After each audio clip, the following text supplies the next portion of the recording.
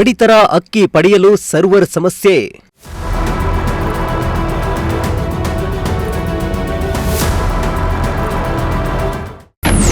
Ration ಅಂಗಡಿಗಳ ಮುಂದೆ ಸಾಲುಗಟ್ಟಿ ನಿಂತ ಗ್ರಾಹಕರು.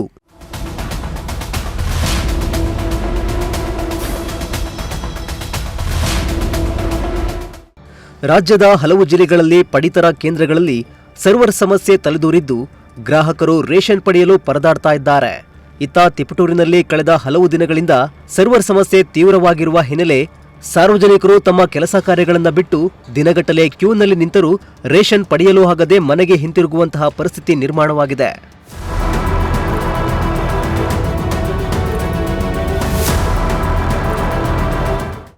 ಇನ್ನು ಬೆಳ್ಳಂಬೆಳಗ್ಗೆ ಬಂದು ಕ್ಯೂನಲ್ಲಿ ನಿಲ್ಲುವ ಸಾರ್ವಜನಿಕರು ಸಂಜೆಯಾದರೂ ಸರ್ವರ್ ಸಮಸ್ಯೆಯಿಂದ ಕೆಲಸವಾಗದೆ ಬರಿಗೈಯಲ್ಲೇ ಮನೆಗೆ ಮರಳುತ್ತಿದ್ದಾರೆ. ಅಲ್ಲದೆ ಬಿರು ಬಿಸಿಲಿನಲ್ಲಿ ಗಂಟೆಗಟ್ಟಲೆ ನಿಲ್ಲಲಾಗದೆ ವೃದ್ಧರು, ಮಹಿಳೆಯರು ಸರ್ಕಾರ ಹಾಗೂ ತಾಲೂಕು ಆಡಳಿತದ ನಿರ್ಲಕ್ಷ್ಯದ ವಿರುದ್ಧ ಅಸಮಾಧಾನ ಹೊರಹಾಕಿದ್ದಾರೆ. ಇತ್ತ ಸಾರ್ವಜನಿಕರ ಸಂಕಷ್ಟ ಅರಿತ ಲಕ್ಷ್ಮೀ ಬಳಕೆದಾರರ ಸಹಕಾರ ಸಂಘ ಕಚೇರಿ ಮುಂಭಾಗದಲ್ಲಿ ಬೃಹತ್ ಶಾಮಿಯಾನ ಹಾಕಿ ನೆರಳಿನ ವ್ಯವಸ್ಥೆ ಮಾಡಿದ್ದು, ಕುರ್ಚಿಗಳನ್ನು ಹಾಕಿ ಜನರಿಗೆ ಕುಡಿಯುವ ನೀರಿನ ವ್ಯವಸ್ಥೆ ಕೂಡ ಮಾಡಿದೆ.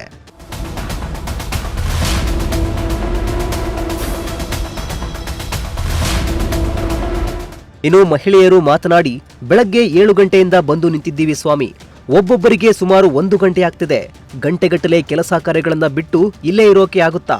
2 ದಿನಗಳಿಂದ ಇದೇ ಸಮಸ್ಯೆ ಇದ್ದು ಆದಷ್ಟು ಬೇಗ ಸರ್ಕಾರ ಸರ್ವರ್ ಸಮಸ್ಯೆ ಬಗೆಹರಿಸಿ ನಮಗೆ ಅನುಕೂಲ ಮಾಡಿಕೊಡಬೇಕು ಎಂದು ಜನರು ಮನವಿ ಮಾಡಿದ್ರು. ಈಗ ಸರ್ವರ್ ಎಷ್ಟು ದಿವಸದಿಂದ ಬಿಸಿ ಆಗಿದೆ?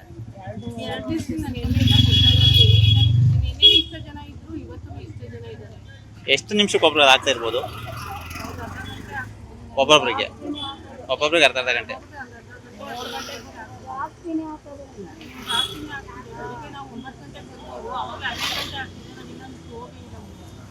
ಎಷ್ಟು ಗಂಟೆಗೆ ಬಂದ್ರಿ ನೀವು?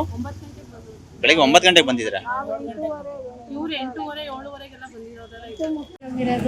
ಸರ್ವರ್ ಕೊಡಿ, ನಾವು 8 ಗಂಟೆಗೆ ಬಂದಿರೋದು.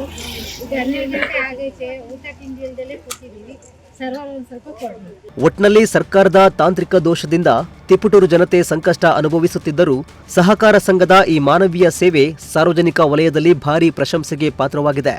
ಇನ್ನಾದರೂ ಸಂಬಂಧಪಟ್ಟ ಅಧಿಕಾರಿಗಳು ಎಚ್ಚೆತ್ತುಕೊಂಡು ಸರ್ವರ್ ಸಮಸ್ಯೆ ಬಗೆಹರಿಸಬೇಕೆಂದು ಸಾರ್ವಜನಿಕರು ಆಗ್ರಹಿಸಿದ್ದಾರೆ. ಕಿರಣ್, ಪ್ರಜಾಶಕ್ತಿ ಟಿವಿ, ತಿಪಟೂರು.